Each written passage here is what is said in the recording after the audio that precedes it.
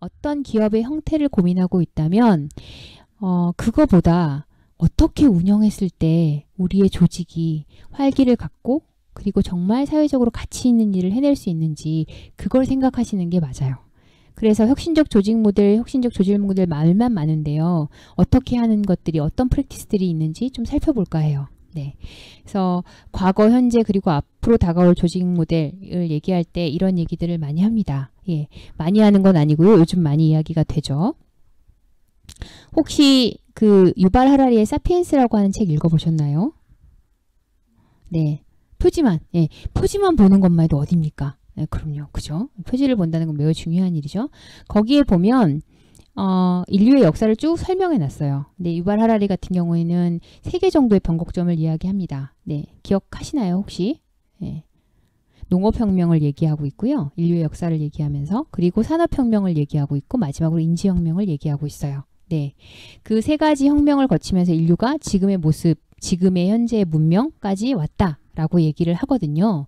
3가지 혁명을 거쳐서 왔다고 얘기하는데 그 중에 하나가 인지혁명이잖아요. 마찬가지로 조직도 인간의 의식 변화에 따라서 쭉 변화해 왔다라고 주장하시는 분들이 많아요. 그래서 초기 조직은 적색 조직의 성격을 띄었고요.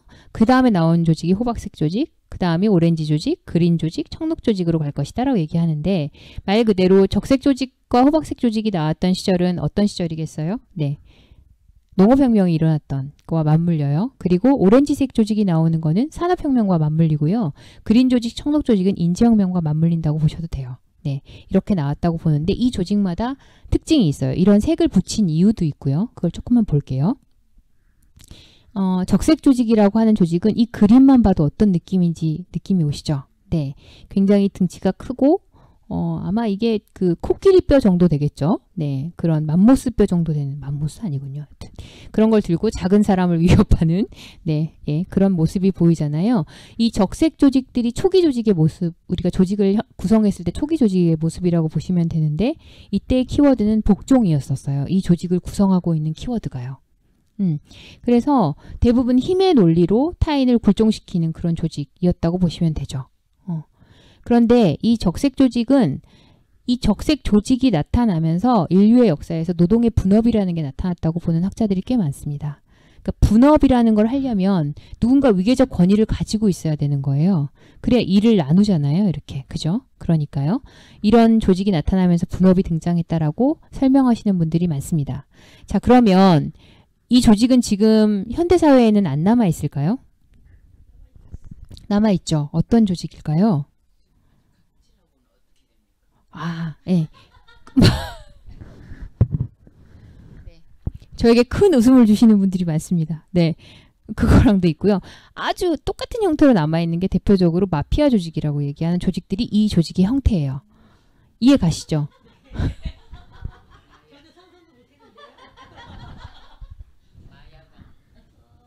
네. 네, 오늘 저 영화 보러 갔는데 그런 영화 보러 갑니다. 네, 여튼, 네. 아, 네네. 네네. 네네네. 오늘 보려고 합니다. 네. 네. 아직도 남아있고요. 네. 근데 이런 조직들은 사이즈가 매우 커질 수는 없어요. 왜냐하면 그 위계가 닿아야 되거든요. 그 힘의 논리가 닿아야 되기 때문에 예, 분업은 일어나지만 사이즈가 커질 수는 없습니다.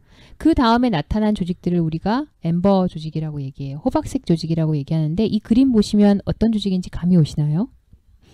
그죠? 네네. 종교 조직. 모습이에요. 이 그림만 보면 어떤 느낌인지 아실 거예요. 이 조직의 가장 큰 키워드는 복종이 아니고 순응이에요. 순응과 복종은 다르죠? 많이 다르죠? 이 조직은 그래서 사회 계급이나 신분 시스템 등을 통해서 제도화와 관료화를 추구했던 조직이에요. 이 조직이 나타나면서 가장 큰 특징은 공식적인 위계가 나타났다라는 것도 중요하지만 아까 그 레드 조직 같은 경우에는 비공식적 위계죠. 누가 인정해준 위계는 아니잖아요. 근데 이 조직은 아주 공식적인 위계를 갖게 돼요. 또 하나 그러다 보니까 중장기적 계획을 수립할 수 있는 조직이 된 거예요. 네, 아직도 이 조직은 남아 있습니다. 어떤 조직들일까요? 네, 맞아요. 네, 네, 맞아요. 또 뭐가 있을까요? 그쵸, 정확해요. 네. 군대 조직이 이 지금 호박색 조직으로 남아있는 조직이고요.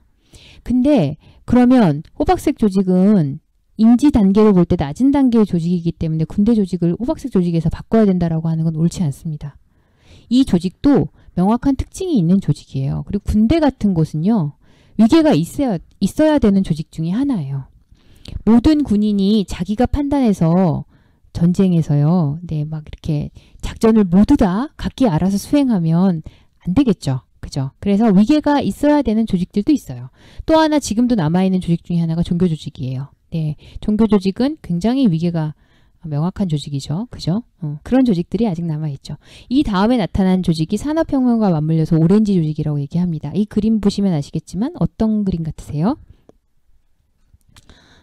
그쵸. 막 톱니바퀴가 돌아가는 빨리빨리 막 뛰어가는 그런 조직이잖아요. 네, 이 조직의 키워드는 성취라고 보시면 돼요.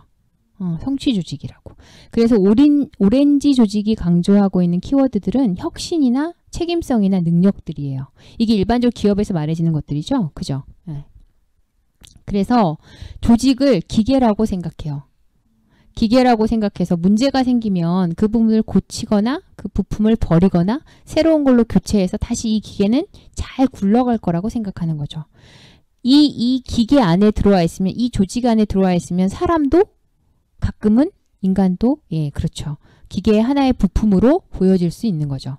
그 능력을 다 못 해내면 어떻게 할까요? 내보내는 거죠. 내보내는 형태를 취하는 거죠.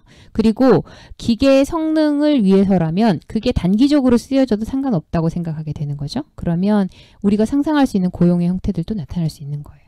그죠? 예. 이런 조직들이 갖고 있는 폐해가 크죠? 매우 큽니다. 매우 커서요. 물론 이 성취라고 하는 특징을 가지고 있는 오렌지 조직이 해낸 그 공도 커요. 크지만 누가 그러더라고요. 네. 그런 밝음이 크면 어둠도 크다고. 네, 그렇죠. 네. 그런가요? 그 배트맨이라는 영화 보셨나요? 혹시? 제가 굉장히 좋아하는 영화인데요. 네. 배트맨이라고 하는 멋진 히어로가 있으려면 그에 맞서는 아주 더 멋진 그 악당이 있어야 되는 거잖아요. 그것처럼 조직도 그런 것 같아요. 굉장히 해내는 게 많으면 또 그에 반하는 일도 생기는 거죠. 이거를 극복해보자고 나온 조직이 그린 조직들입니다. 네, 그림 보시면 아시겠지만 다양한 사람들끼리 손을 맞잡고 있죠. 어떤 게 느껴지세요? 이 그림 보면.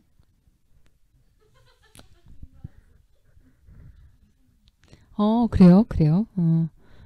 그러실 수도 있겠다. 그러실 수도 있겠는데, 네, 그렇네요. 네. 다원주의라고 하는 게 키워드예요. 이 조직은. 그래서 이런 조직들, 우리가 잘 알고 있는 조직들 중에 이런 조직들 많죠. NGO도 될 수 있고요. 그리고 우리가 말하는 사회적 경제 조직들이 여기에 많이 속해요. 그래서 권한을 잘 부여하고 그리고 가치를 지향하고 이해관계자의 가치를 중시하는, 이래서 오렌지 조직이 가지고 있는 한계들을 극복해 보려고 한 거죠. 네. 극복이 될까요? 조금만 돼도 좋죠. 네. 그런데 실제로 다원주의 조직이라고 해서 이게 다 되는 건 아니에요. 그러니까 그래서 형태 문제에 연연하지 말라고 자꾸 말씀드리는 것 같아요. 네, 그런 부분도 있고, 우리가 이러이러한 조직을 하려고 합니다라고 해서 권한이 정말로 그렇게 부여가 되는 것도 아니고요. 그리고 이해관계자의 가치가 모두 반영되는 것도 아니에요. 그러면 어떤 조직들이 나와야 되냐라고 이제 얘기할 때 요즘 제시되고 있는 조직이 이런 조직입니다. 청록색 조직이라고 하는 조직인데요. 청록색이라고 하는 색깔 자체가 모호하죠. 지금 아까 쭉 봤던 색들은 명확한 색들이잖아요. 그죠? 그런데 청록은 중간색이에요. 예. 이게 설명하기도 색깔로도 좀 어려운 색이에요. 틸그린이라고 표현들 하죠. 틸이라고 하는 색인데요. 이런 조직이 낫지 않을까. 이 조직은, 청록색 조직은 법인의 형태에 대해서 묻지 않아요. 법인 형태가 뭐여도 상관없는 거예요. 그러니까 주식회사여도 상관없고요. 비영리여도 상관없고요. 오히려 이 조직은 자기 경영이나 또는 전인성이나 목적에 대해서 고민하는 조직, 그런 조직을 말하는 조직들이에요. 이 조직들이 그러면 실제로 우리 현실에 존재하냐? 네가 말하는, 당신이 말하는 다원주의 조직보다 더 나은 조직이라고 말할 수 있는, 사람들이 자기의 가치를 충실히 반영하면서 그 다음에 회사로서, 조직으로서의 목적도 달성하는 조직이 현실에 있냐라고 하면 많대요. 심지어. 저희가 못 봐서 그렇지 많대요. 그래서 이렇게 청록색 조직의 대표적 사례들이 나오고 있습니다. 이 사례를 보시면 다 조직의 이름들인데요. 네네, 우리나라 조직은 여기는 없습니다. 연구된 거에는 지금 없는데 보시면 사업의 영역도 다양하죠. 에너지 사업도 있고요. IT 컨설팅, 건강관리, 학교, 금속 제조, 병원, 식품, 의료, 미디어, 그죠? 다양하죠. 그다음 자 뒤쪽으로 와서 보시면 영리, 비영리의 구분도 굉장히 다양해요. 그죠? 딱히 어떤 조직 형태라고 보기 어렵죠. 네. 그리고 글로벌 되어 있는 조직도 있고요. 그 다음에 고용도 상당히 많아요. 네. 4만 명이 고용되어 있고 10,000명이 고용되어 있고 그러니까 이 조직 자체가 사이즈가 큰 조직들이라는 거거든요. 네. 그런데 청록색 조직의 특징들을 가지고 운영이 되더라는 거죠. 정말로 어떻게가 중요한데요. 네.